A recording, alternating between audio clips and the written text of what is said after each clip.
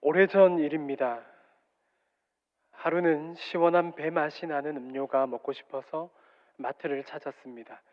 익숙한 디자인의 캔 음료수를 찾아서 계산한 뒤에 그 자리에서 음료수를 마셨습니다. 그런데 살짝 맛이 다르다는 느낌이 들었습니다. 제가 찾았던 음료수의 이름은 갈아 만든 배였습니다.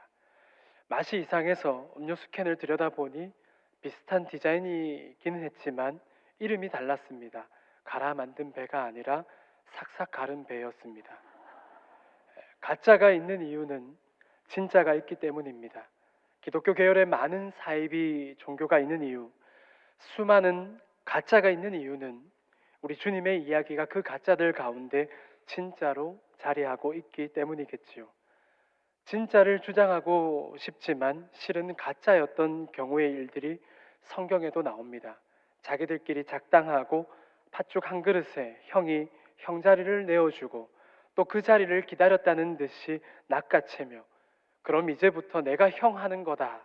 그렇게 말하는 동생의 이야기, 우리가 잘 아는 야곱의 이야기입니다. 그게 소꿉장난도 아니고 자기들끼리 그러면 내가 앞으로 형이다. 그래, 그게 뭐 됐으라고. 내가 이제 동생 하면 되는 거지. 그런다고 그게 바뀔 수 있는 게 아니지 않습니까? 자신을 형이라고 주장하고 싶지만 야곱은 쌍둥이 중 동생으로 태어났습니다. 동생은 어디까지나 동생이지 형이 될 수는 없는 법입니다. 야곱이 외삼촌의 둘째 딸 라헬을 사랑했습니다. 그래서 라헬을 아내로 얻기 위해 7년을 며칠처럼 여기며 일을 했다고 성경은 기록합니다. 야곱만큼이나 꾀가 많았었던 외삼촌은 야곱과의 약속을 어기고 야곱이 혼인한 그날 밤 라헬이 아니라 첫째 딸 레아를 신방으로 들여보냈습니다. 레아인 줄도 모르고 그와 동침한 다음 날 야곱은 그제야 라헬이 아니라 레아인 줄을 뒤늦게 알게 되었지요. 창세기 29장 25절 말씀을 보시면 야곱이 아침에 보니 레아라 라반에게 이르되 외삼촌이 어찌하여 내게 이같이 행하셨나이까 내가 라헬을 위하여 외삼촌을 섬기지 아니하였나이까 외삼촌이 나를 속이심은 어찌 됨이니까 그랬습니다. 어떻게 된 일이냐고 억울해하며 야곱은 따져 물었습니다. 야곱만큼이나 꾀가 많았었던 외삼촌의 대답은 이러했지요. 다음 절인 26절 말씀을 보시면 라반이 이르되 언니보다 아우를 먼저 주는 것은 우리 지방에서 하지 아니하는 바이라. 그렇습니다. 둘째가 첫째보다 먼저 될 수 없다는 겁니다. 첫째를 두고 둘째를 먼저 시집 보내는 것은 우리 지방의 풍습이 아니라는 겁니다. 성도 여러분, 야곱은 자신을 속인 외삼촌의 대답에서 다시 한번 형과 아버지를 속이고 형행세를 했던 자신의 부끄러운 과거를 마주할 수밖에 없지 않았을까요? 아우가 그의 언니나 그의 형보다 먼저 되는 건 우리 지방 풍습에는 없다. 야곱은 둘째였습니다. 아무리 주장한다고 해도 그 사실은 바뀔 수가 없습니다. 동생이 먼저 될 수 없습니다. 동생으로 태어난 야곱이 팥죽 한 그릇으로 형이 될 수는 없습니다. 그것은 팥죽 한 그릇으로 억지를 부리는 동생과 형이라는 자리, 곧 맏아들이라고 하는 자리를 가볍게 여긴 형의 어리석은 행동이 서로 쿵짝이 맞아서 일어난 쌍둥이 형제 사이에 아주 작은 사건이었습니다. 그러나 그 일은 크게 번져 나갔습니다. 이제 우리가 잘 아는 이야기를 짚어볼까요? 시력도 많이 나빠지고 죽을 날이 가까웠다고 생각되었던 아버지 이삭이 맏아들 에서에게 복을 빌어주려고 했습니다. 어머니 리브가의 도움을 받아서 야곱은 형이 없는 틈에 아버지 이삭에게로 다가가 형행세를 했지요. 털이 많은 형처럼 위장하고 또 엄마 리브가가 만들어준 요리를 들고 아버지에게로 나아갔던 겁니다. 어떻게 이렇게 빨리 사냥하고 요리까지 했느냐고 묻는 아버지에게 야곱은 이런 대답을 내놓았습니다. 아버지의 하나님께서 도와주신 덕분입니다. 아버지의 하나님께서 도와주신 덕분입니다. 실제 기록된 말씀 구절을 함께 읽어볼까요? 창세기 27장 20절 말씀입니다. 함께 읽겠습니다. 이삭이 그의 아들에게 이르되 내 아들아 네가 어떻게 이같이 속히 잡았느냐 그가 이르되 아버지의 하나님 여호와께서 나로 순조롭게 만나게 하셨음이니이다. 사랑하는 성도 여러분, 야곱은 그런 사람이었습니다. 남을 속일 수만 있다면, 그 대상이 아버지라고 해도 그를 속여서 원하는 무언가를 얻어낼 수만 있다면 그 거짓말에 하나님도 이용할 수 있는 사람, 그런 사람이 바로 야곱이었습니다. 야곱에게 하나님은 딱 그만큼이었습니다. 수단에 불과한 그 정도였습니다. 오늘 본문은 야곱이 브니엘이라고 이름 붙인 곳에서 있었던 이야기입니다. 브니엘이라는 지명보다는 야복나루, 야복 강가로 우리에게 더 친숙한 곳이지요. 야복 강가에 홀로 남아 있는데 어떤 사람이 나타나 씨름을 걸어오는 이야기입니다. 우리는 야곱에게 씨름을 걸어온 그 사람이 하나님의 사자인 것을, 나아가 그 존재가 하나님이라는 사실을 잘 알고 있습니다. 성도 여러분, 창세기에서 가장 많은 비중을 차지하는 인물이 누구라고 생각되십니까? 왠지 믿음의 조상 아브라함이나 꿈의 사람 요셉일 것 같지만 창세기에서 사실 가장 많은 비중을 차지하고 있는 인물은 야곱입니다. 야곱의 모습을 보면서 우리는 우리 자신과 참 많이 닮아 있음을 느끼게 됩니다. 야곱을 보면서 내 모습이 저와 같다는 생각을 해보신 적이 아마도 있을 겁니다. 교회에서 여름 수련회를 떠나서 조별로 꽁트를 준비하거나 아니면 여름 성경학교 때 아이들을 위해서 성극을 준비했을 때 많은 배역들이 있는데 예수님 역할은 좀 부담스럽습니다. 단지 연기일 뿐인데도 그 당시 제 친구들이나 선배들이 배역에서 저를 제외시키더라고요. 예수님 역할 잘할 수 있는데 저를 꼭 그런 역할에서 제외시켰습니다. 사도 바울도 역시나 좀 어울리지 않는 느낌이고요. 스데반 집사님은 어렵고 많은 대사 때문에 다들 기피했었던 기억도 납니다. 그런데 이런 인물은 어떨까요? 베드로, 황천호, 여운나, 딱 네가 베드로다. 베드로 할 사람 네밖에 없다. 야곱도 그랬습니다. 누가 야곱 할래? 하필이면 배역을 정할 때 화장실을 다녀왔는데 친구들이 저 멀리서 저를 반기면서 이렇게 말하는 거죠. 쌤, 저기 야곱 오네요. 그렇습니다. 저도 야곱을 연기하는데 하나도 힘든 줄 모르고 했던 기억이 납니다. 아주 몸에 딱 맞는 옷을 입은 것처럼 자연스럽게 술술 나오는 거죠. 우리가 야곱이라는 인물을 보면서 느끼게 되는 부분은 아마 그런 점일 거라고 생각됩니다. 그런 성정이 우리 모두에게 여실히 겹치는 느낌이지요.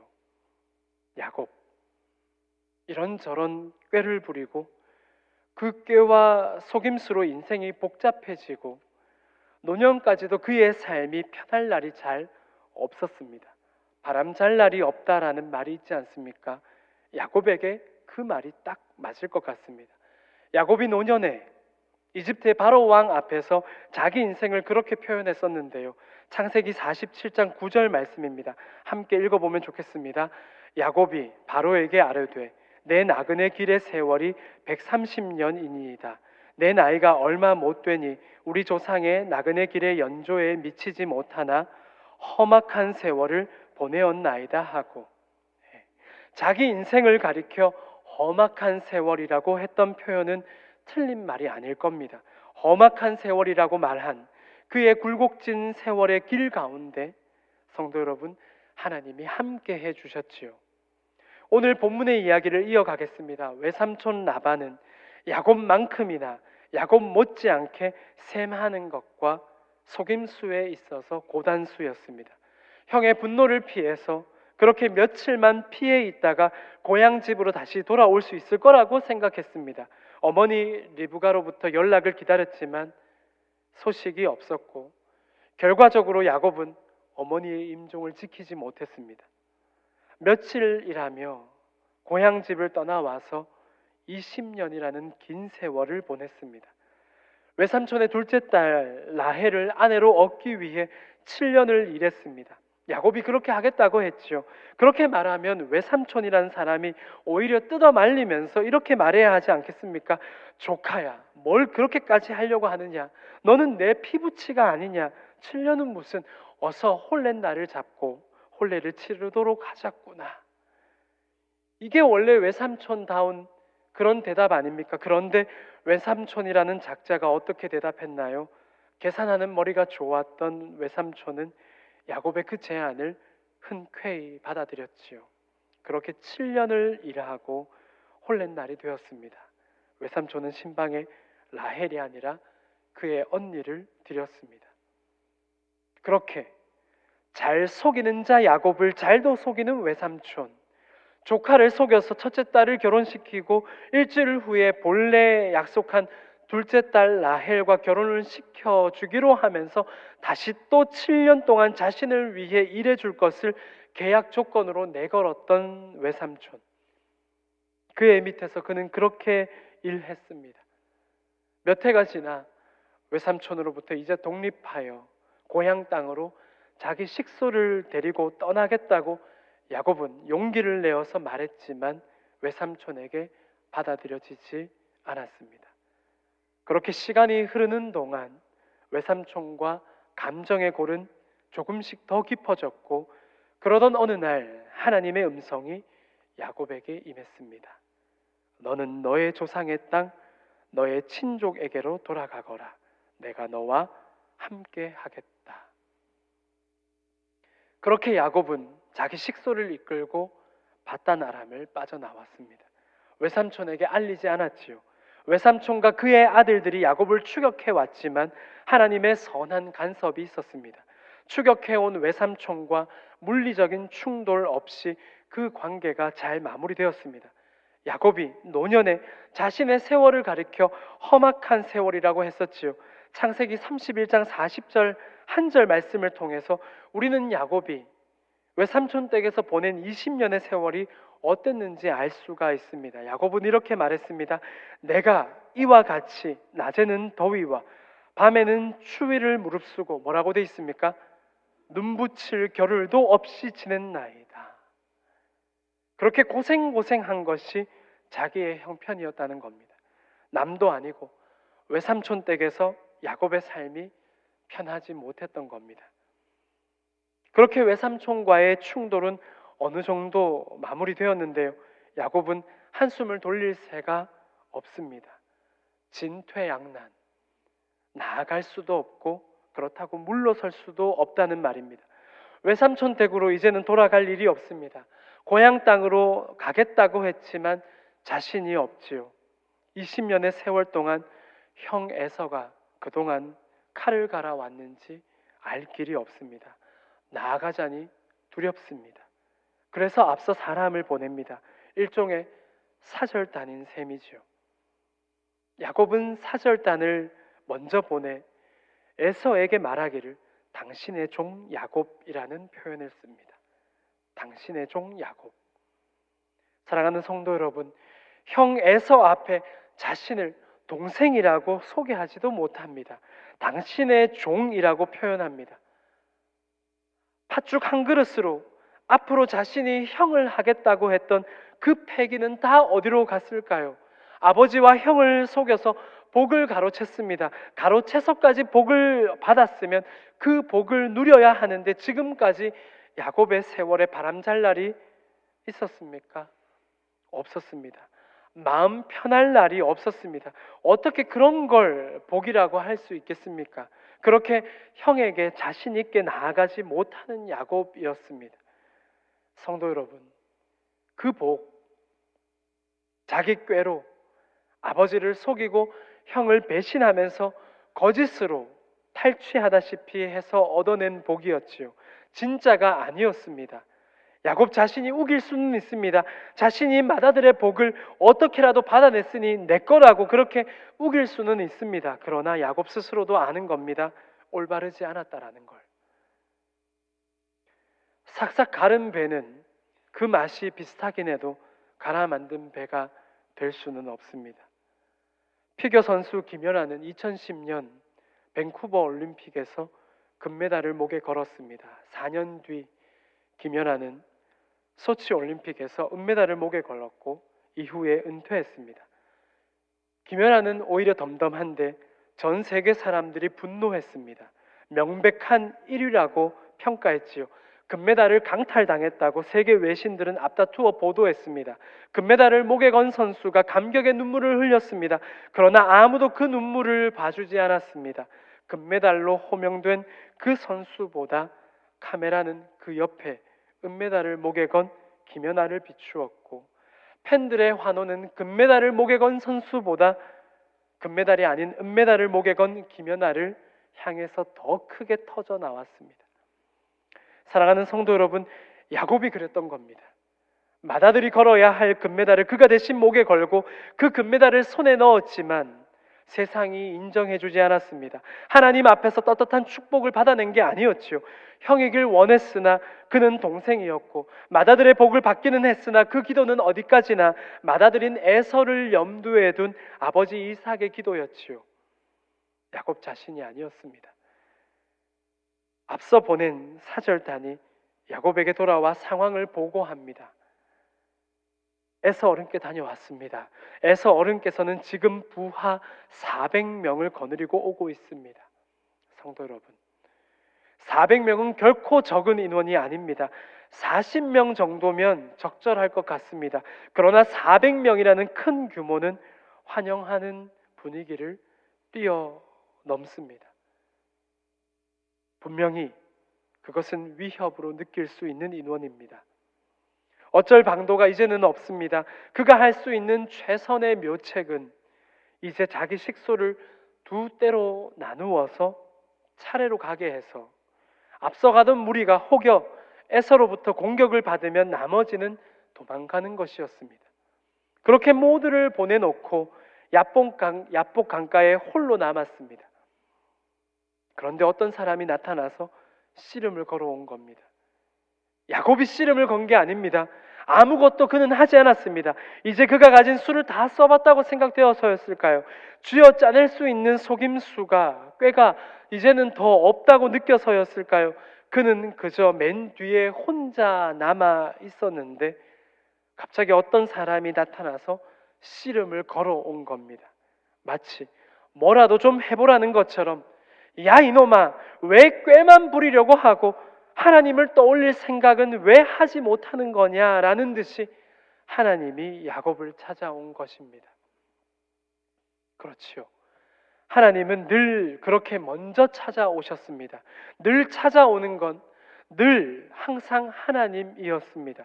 요한복음 4장에 사마리아 수가성에 정오 땡볕에 물을 기르러 오는 여인, 우연히 그녀를 만나게 된 예수님이 아니라 마치 약속 시간에 늦지 않으려는 듯 우물 곁에 마침내 예수님이 도착하자 기가 막히게 얼굴에 온통 슬픔을 가진, 얼굴이 온통 슬픔으로 드리워진 여인이 물을 기르러 왔지요.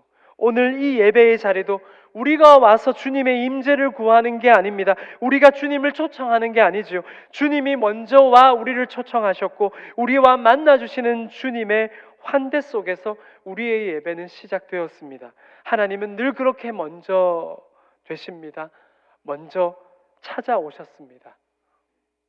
그날도 하나님은 이제 자기 방편은 다 써버린 것 같은 그때에 때맞춰 야곱을 찾아와 야곱에게 곧장 씨름을 걸어오셨습니다.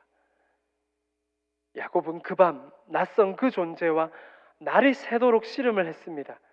우리는 그 사람이 사실 하나님의 사자라는 걸, 실은 하나님이라는 사실을 압니다. 사랑하는 성도 여러분, 야곱에게 씨름을 걸어오신 하나님은 어떤 존재입니까? 야곱에게 용기를 주고 힘을 더해주시는 하나님이시지요. 야곱이 동이 틀 때까지 씨름했습니다. 씨름을 걸어온 쪽은 하나님이셨는데 도무지 끝날 것 같지가 않습니다. 그 말은 야곱이 지금 어떻게 하고 있다는 겁니까? 온 힘을 다해, 사력을 다해 매달리고 있다는 얘기입니다. 사력을 다해 매달리는 야곱을 하나님이 그런데 어떻게 하십니까? 야곱의 허벅지 관절을 쳤다고 성경은 기록합니다. 야곱의 엉덩이 뼈를 쳐서 골절을 시켜버리십니다. 성도 여러분, 그렇게 될 때 보통의 경우는 어떻게 합니까? 그렇게 뼈가 골절돼서 뼈가 으스러지면 여러분 어떻게 하시겠습니까? 포기하고 맙니다. 아프다면 떼굴떼굴 굴러야 정상입니다. 그런데 야곱이 지금 어떻게 합니까? 야곱이 어떻게 하고 있습니까? 그런데도 야곱이 놓지 않는 겁니다. 여전히 사력을 다하는 거지요. 하나님은 왜 야곱의 엉덩이 뼈를 골절시키셨을까요? 우리는 이 질문을 해보아야 합니다. 하나님은 왜 야곱의 엉덩이 뼈를 골절시켰는가? 야곱은 지금껏 자기 힘으로 인생을 살아왔습니다. 자기 꾀, 자기 속임수로 그때그때 자신이 원하는 바를 손에 잘도 넣어왔다며 그렇게 생각하며 살아온 인생이 바로 야곱이었습니다. 다시 말해 자기 몸에 잔뜩 힘을 주고 살아온 야곱이었죠. 자기 몸에 잔뜩 힘을 주고 살아온 그 야곱에게 그 힘을 빼라는 겁니다. 야곱아, 야 이놈아, 네 힘은 이제 좀 빼고 하나님이 나에게 좀 기대라. 내게 좀 기대서 나를 붙들고 그렇게 살아야 한다. 그 힘을 빼라는 겁니다. 엉덩이 뼈가 부러졌습니다. 그런데도 여전히 씨름 중인 야곱입니다. 본문의 26절 말씀을 함께 읽어보면 좋겠습니다. 그가 이르되 날이 새려하니 나로 가게 하라. 야곱이 이르되 당신이 내게 축복하지 아니하면 가게 하지 아니하겠나이다.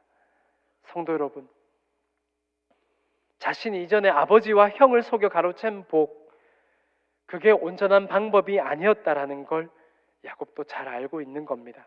하나님의 복, 그것은 내가 어떻게 해서 차지하거나 성취해낼 수 있는 그런 게 아니라 하나님 그분께서 허락하셔야만, 그가 주시겠다고 결정하시지 않고서는 도무지 얻어낼 재간이 없다라는 걸 야곱은 진퇴양난의 그 자리에서 비로소 인정한 것입니다.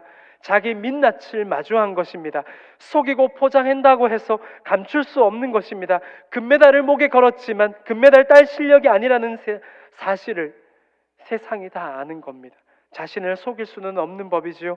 포장한다고 되는 게 아닌 거지요. 하나님 앞에서는. 그렇게 하나님 앞에 자기의 맨 얼굴을, 그제야 가면을 벗고 자기의 맨 얼굴을 드러내 보이는 순간이 바로 26절의 그 고백입니다. 당신이 내게 축복하지 않으신다면 절대로 갈 수 없습니다. 그제야 야곱과 씨름하시던 하나님이 묻습니다. 네 이름이 무엇이냐? 야곱이 대답하지요. 야곱입니다. 하나님이 야곱에게 말씀하시기를, 28절 말씀을 함께 읽어보면 좋겠습니다. 그가 이르되 네 이름을 다시는 야곱이라 부를 것이 아니요 이스라엘이라 부를 것이니 이는 네가 하나님과 및 사람들과 겨루어 이겼음이니라. 계속 좀 띄워주십시오. 말씀을. 사랑하는 성도 여러분, 그날 야곱에게 주신 이름 이스라엘이 오늘 우리가 아는 그 나라의 이름, 그 이스라엘입니다. 하나님은 이놈, 너의 그 사기꾼 기질을 고쳐주마, 매 맞을 시간이다 라며 씨름을 걸어오신 게 아니었습니다. 네 힘은 이제 그만 좀 빼고 내가 주는 힘으로 좀 살아야 할 것이 아니냐. 야곱아, 너는 빌고 빌어서 복을 차지해야 할 존재가 아니다. 나는 너를 그렇게 빌어먹는 존재로 짓지 않았다. 네가 그동안 해왔던 방식대로 남에게서 빼앗듯이 나에게서도 복을 탈취해갈 생각일랑 아예 포기해라. 왜냐하면 너는 나에게 그런 대상이 아니기 때문이다. 네 모태에서부터, 아니 그보다 훨씬 그 전부터 너를 계획하였고 너를 창조한 내 앞에서 사기칠 생각은 아예 접어두어라. 나는 너의 인생을 향해 직접 씨름을 걸어온 너의 하나님이다. 야곱을 향한 하나님의 입장이 그것입니다. 야곱의 삶을 누구보다 애정하시며 야곱의 인생이 온통 거짓으로 도배되는 살얼음판이 아니라 하나님 안에서 걷는 길이 되기를 원하시는 하나님이라는 뜻이지요. 그날 동이틀 무렵 야곱은 하나님이 주신 복의 약속을 직접 듣게 되었습니다. 형행세를 해서 사기쳐서 교묘히 얻어낸 복의 약속이 아니었습니다. 하나님으로부터 직접 듣게 된 복의 약속이었습니다. 야곱은 하나님으로부터 이스라엘이라는 이름을 받게 되었지요. 그 뜻이 하나님과 겨루어 이긴 자라기보다는 하나님과 언제라도 씨름할 수 있는 자, 언제라도 자기 인생의 상황과 문제를 놓고 하나님에게 씨름을 요청할 수 있는 자라는 뜻이 더 맞을 겁니다. 거꾸로 말해 본다면 어떻습니까? 하나님은 언제라도 야곱에게 또 우리에게 그렇게 씨름을 걸어오시고 우리와 씨름해 주실 수 있는 분인 겁니다. 언제라도 우리 인생의 상황과 문제를 놓고 함께 씨름해 주실 수 있는 존재, 그게 누구라는 겁니까? 그렇습니다. 하나님이라는 겁니다. 그 하나님은 우리와도 그런 씨름을 당해 주시는 분입니다.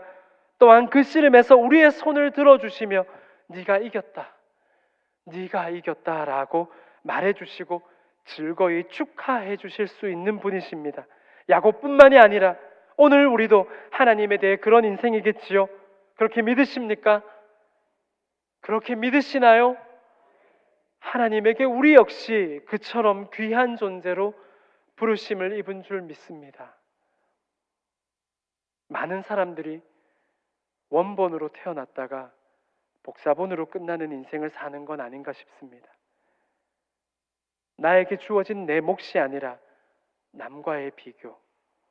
그래서 남처럼 남이 가진 것을 가져야 행복한 줄 알고서 엉뚱하게도 원본으로 태어나 놓고 세상에 유일무이한 존재로 그렇게 귀하게 태어나 놓고 자꾸만 남을 쳐다보면서 남처럼 되고 싶고 남보다 더 앞서고 싶고 그렇게 원본으로 태어나 놓고 복사본이 되려고 하는 유혹이, 또 그런 약함이 우리 속에서 곧잘 꿈틀거린 것만 같습니다.